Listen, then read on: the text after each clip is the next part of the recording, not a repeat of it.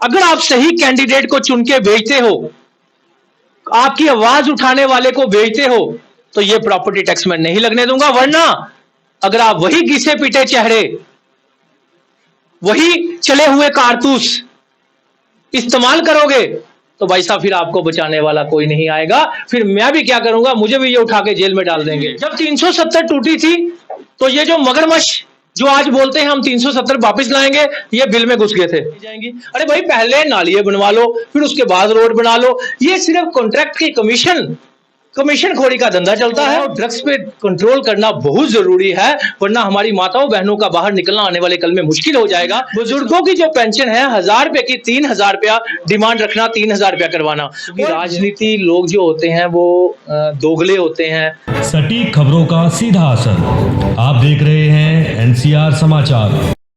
मैं राजेश कुमार, एनसीआर समाचार से। आज हम पहुंचे हैं जम्मू जैनीपुर अमित कपूर जी के ऑफिस में। आप इनसे सारी चर्चा करेंगे।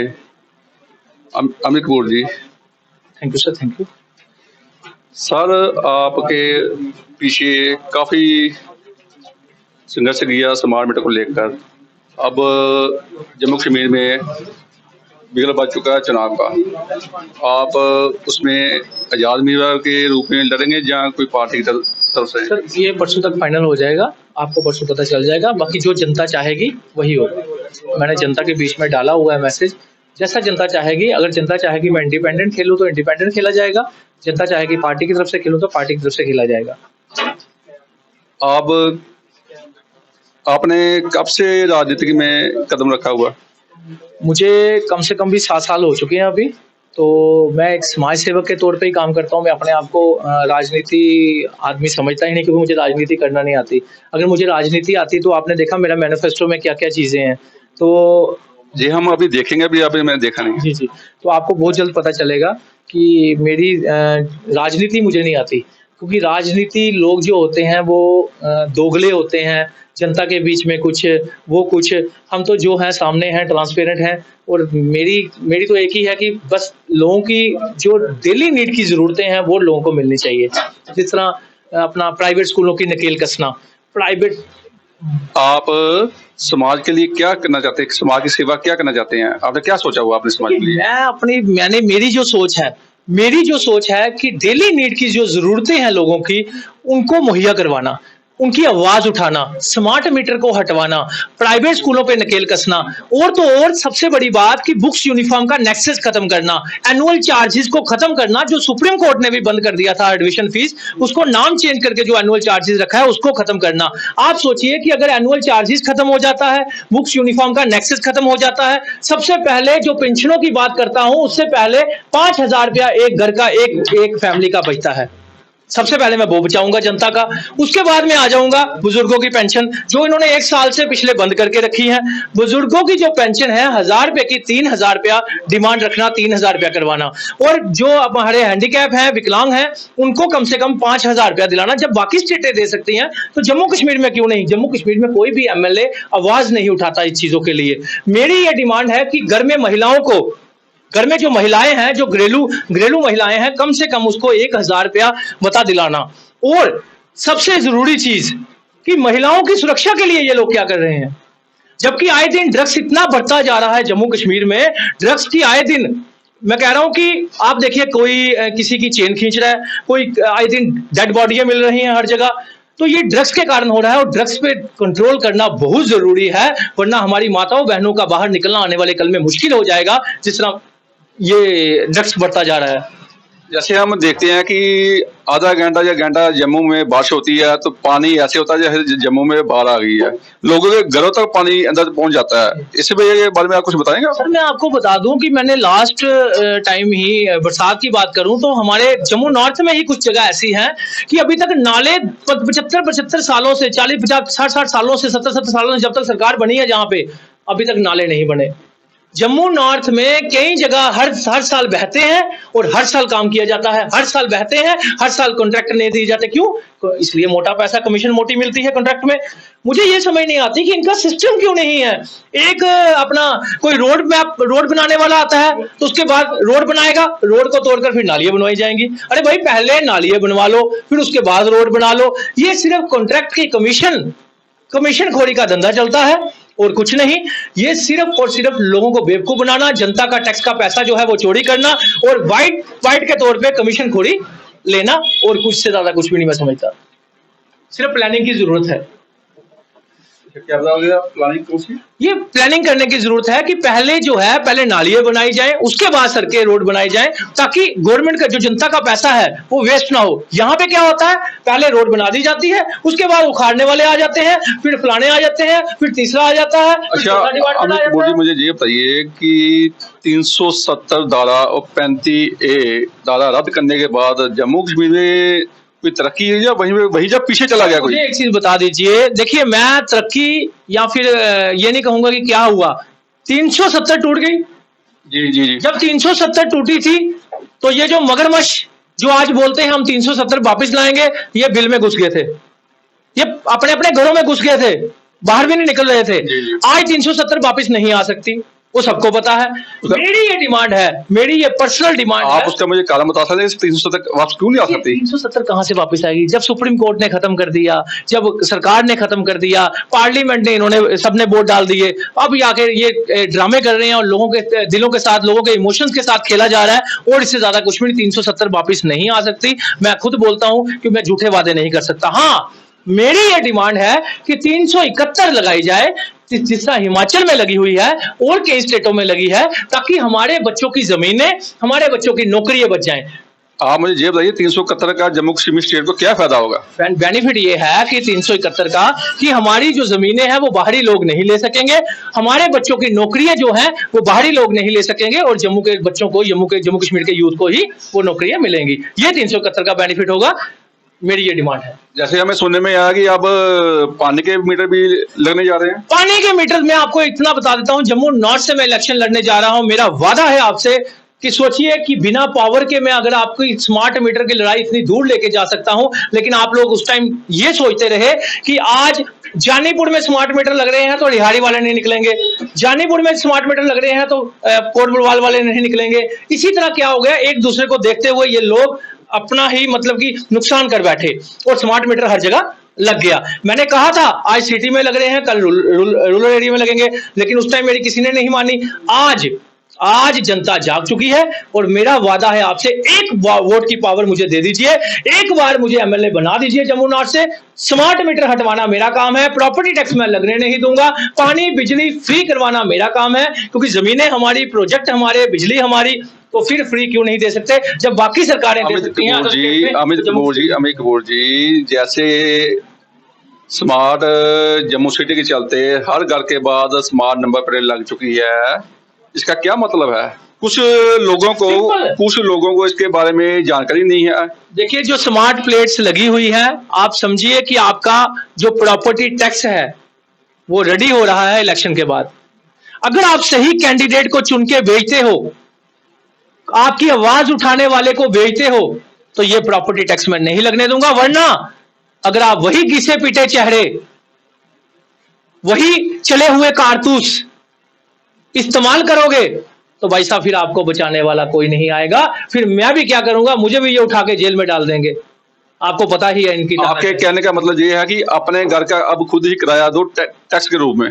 बिल्कुल, जमीन हमारी, पानी हमारा, बिजली हरियाणा की, बिजली सेंटर की, यहां पे घर हमारा, हमारे बुजुर्गों के घर बनाए हुए, लेकिन प्रॉपर्टी का भी टैक्स दो। अरे भाई, कि एक टैक्स कितनी बार लोगे? रोड टैक्स, गाड़ी का टैक्स, फलाना टैक्स, वो कितने टैक्स का बाजार बना दिया जम्मू कश्मीर को इन्होंने भाजपा ने सिर्फ जम्मू कश्मीर को लूटा है, गरीब को टोटल खत्म कर दिया, मध्यम वर्ग को आगे बढ़ने नहीं दिया, और अमीरों को, चंद अमीरों को उठाया और बाकी अमीरों को भी खत्म करने की साजिश रची जा रही है। जैसे बाकी पार्टियां हैं, जैसे कांग्रेस पार्टी है, बाकी सभी पार्टियां, एनसी पार्टी है, जैसे भाजपा पार्टी है, ये अपनी रैलियां कर रही हैं, आप इनको कैसे देखते हो? मैं एक ही चीज कहना चाहता हूं ये जो अपनी रैलियों में 2-2, 300 रुपया खर्च करके लोग ला रहे हैं और इतनी ज्यादा गैदरिंग बता रहे हैं, इसमें मत जाना। जम्मू कश्मीर की जनता इन सभी पार्टियों से निजात पाना चाहती है।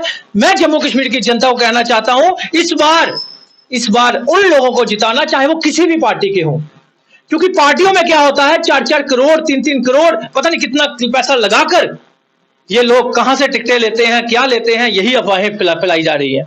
लेकिन जो लोग 3-3, 4-4 करोड़ की टिकटें लेंगे, वो आपका काम क्या करेंगे? हमें तो एक 10 रुपए का फॉर्म लगना है, 12,000 की सिक्योरिटी है, शायद वो भरनी है मैंने, मेरे कोई पैसे नहीं लगने, और जो मैंने पैसे बाद में पूरे करने हैं। मैं इसीलिए आपको कहता हूं कि इस बार ऐसे लोगों को वोट दीजिए। बहुत सी पार्टियों में बहुत अच्छे लोग भी हैं जो बेचारे इस कारण रह जाते हैं क्योंकि अमीर लोग जो हैं वो पैसों से चीजें खरीद लेते हैं, टिकटें खरीद लेते हैं।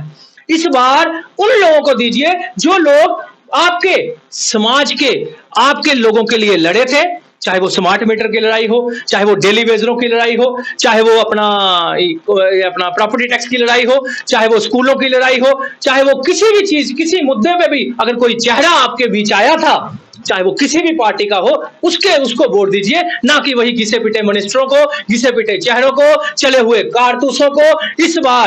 इस बार बच्चों के, अपने बच्चों के फ्यूचर के लिए वोट दीजिए। जम्मू नॉर्थ से मैं असेंबली की इलेक्शन में खड़ा हो रहा हूं, हाथ जोड़कर विनती करता हूं, मेरे पास आपको तेल, आटा, चावल घर में पहुंचाने के लिए एक दिन के लिए नहीं है, लेकिन मेरे पास आपके बच्चे की हक की लड़ाई लड़ने के लिए है। मेरे पास आपके परिवार का जो मंथली 5,000 प्राइवेट स्कूलों में जाता है उसको बचाने के लिए है। मेरे पास आपकी जो हेल्थ की दवाइयां, जो एक्स्ट्रा दवाइयां, टेस्ट के ऊपर एक्स्ट्रा खर्चा होता है, उसको बचाने के लिए है। मैं ऐसे मोहल्ले क्लिनिक आपकी गली में बनवाऊंगा, ये मेरा वादा है। एक एमएलए कितने पावर रखता है, इतना फंड्स होता है उसके पास, अगर वो चाहे तो सब कुछ कर सकता है, लेकिन हमारे एमएलए क्या करते हैं, चंद लोगों के आर्या समाज में जाकर डबल बिल्डिंग बनवा देंगे या फिर कहीं और जाकर बिल्डिंग बनवा देंगे, लेकिन किसी ने स्कूल का सुधार नहीं किया। गवर्नमेंट स्कूलों की बिल्डिंगें वही 30 साल से जैसी थी वैसी आज ही है। जैसे अमित कपूर जी आपने मुझे भी बताया कि जो पार्टियों के कैंडिडेट आए, ये पैराशूट से आए ऊपर से? सर पैराशूट से नहीं, मोटी मोटी रकमों से आए हैं। मुझे एक चीज बता दीजिए, जो कार्यकर्ता बेचारा 30 साल से काम करता है, दूसरी पार्टियों से उठ के आते हैं ये अपनी जमीनें बचाने के लिए और ये टिकटें लेके आ जाते हैं। तो इसीलिए आप लोगों को सोचना होगा, समझना होगा। अगर इस बार भी आप लोग सोचे समझे नहीं, वही 2-2, 300 रुपए अपने वोट की कीमत आपने लगा दी, तो ये बात याद रखिएगा, अमित कपूर तो अपने घर में वापिस चला जाएगा, अपने बच्चों के साथ मस्त हो जाएगा, लेकिन आपके लिए लड़ने वाला कोई नहीं आएगा। ये वादा है मेरा आपसे कि मैं आपके लिए लड़ूंगा। अगर आप मेरा एक वोट से मुझे साथ दे दो, जम्मू नॉर्थ में अगर एक बार मुझे जिता दो, जम्मू की पूरी गारंटी लेता हूं कि जम्मू के साथ गलत नहीं होगा। असेंबली में आवाज फिर मैं ही उठाने वाला मिलूंगा, कुर्सियां चलाने वाला भी मैं मिलूंगा। ये मेरा वादा है कि आपके लिए मैं कोई भी कानून ऐसा पास नहीं होने दूंगा, कोई भी ऐसा इनका प्रोजेक्ट पास नहीं होने दूंगा जो कि हमारी जनता के खिलाफ होगा। अमित कपूर जी, आपने मुझे बताया कि अभी मैंने सोचना है कि मैंने इंडिपेंडेंट लड़ना है या कोई पार्टी तरफ से लड़ना है,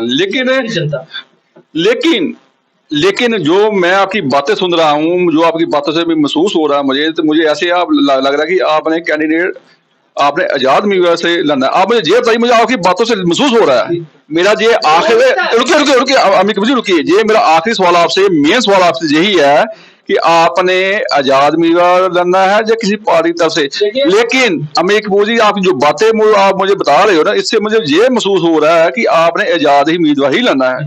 देखिए, मैं आपको बता दूं कि मैंने परसों की एक पोस्ट डाली हुई है अपने पेरेंट एसोसिएशन जम्मू के पेज में, क्योंकि देखिए मैं कौन होता हूं अपना फैसला करने वाला। मेरा फैसला जम्मू नॉर्थ की जनता करेगी, मेरे चाहने वाले करेंगे, मेरे दोस्त भाई बहन करेंगे, और मेरे बुजुर्ग, मेरी महिलाएं, महिला शक्ति जो कि मेरे साथ सड़कों पे निकली थी, वो करेगी। अगर वो मुझे कहेगी आजाद इंडिपेंडेंट लड़ना है तो मैं इंडिपेंडेंट लड़ूंगा, अगर वो कहेगी किसी की टिकट से लड़ना है तो मैं किसी की टिकट से लड़ूंगा। लेकिन मुझे उम्मीद है कि मेरी जनता, मेरी माताएं बहनें वो फैसला अपने बच्चों के फ्यूचर के लिए इस बार वोट डालेंगी। इस बार वो घिसे पिटे चेहरे और चले हुए कारतूस और बाहरी कॉन्स्टिट्यूंसी से आए हुए जम्मू नॉर्थ में उनको वोट नहीं दिया जाएगा। अच्छा, अमित कपूर जी, आप एनसीआर समाचार के माध्यम से कुछ जनता तक अपनी आवाज पहुंचाना चाहते हैं? मैं यही कहना चाहता हूं जम्मू नॉर्थ असेंबली के लोगों को, जम्मू के लोगों को, कि अगर आपको लगता है कि पिछले 6-7 सालों से अमित कपूर ने आपके लिए कुछ किया है, आपकी आवाज उठाई है, कुछ होना या ना होना, मैं भी आपकी तरह एक आम आदमी हूं, सिंपल आदमी हूं, सिंगल आदमी हूं, मैं भी कोई पावर नहीं रखता, लेकिन आवाज अगर आपको लगता है कि मैंने उठाई, कुछ हुआ या ना हुआ, आप लोगों के लिए मैं जेल गया, लड़ाई लड़ी, हर चीज की, अगर आपको लगता है तो फिर मेरा साथ दे दीजिएगा, फिर एक बार तन मन धन से मेरी मदद कर दीजिएगा। मेरे पास आपको देने के लिए 300-300 रुपया नहीं है, मेरे पास आपको देने के लिए, आपके बच्चे की लड़ाई लड़ने के लिए, आपके घर का एक्स्ट्रा स्कूल का खर्चा, यू बुक्स यूनिफॉर्म का खर्चा और प्राइवेट स्कूलों के नकेल कसाना और गवर्नमेंट स्कूल अच्छे बनाना, हॉस्पिटल, अपना मोहल्ला क्लिनिक बनाना ताकि आपके टेस्ट फ्री हो सके, मेरे पास वो चीजें आपको मुहैया करवाने के लिए हैं। आपके प्रॉपर्टी टैक्स से निजात दिलाना, स्मार्ट मीटर हटवाना, ये चीजें मैं करवा सकता हूं। बुजुर्गों की पेंशन बहाल करवा सकता हूं। जब आप मुझे एक पावर दे देंगे, एक वोट की पावर मुझे दे दीजिए, तन मन धन से मुझे हेल्प कीजिए। 9419191894 मेरा नंबर है, प्लीज मुझे मेरी हेल्प करें। जम्मू नॉर्थ से मैं इलेक्शन लड़ूंगा। आप देखते रहिए एनसीआर समाचार, आगे का अपडेट आपको देते रहेंगे। मैं हूं रिजेश कुमार, जम्मू से। धन्यवाद।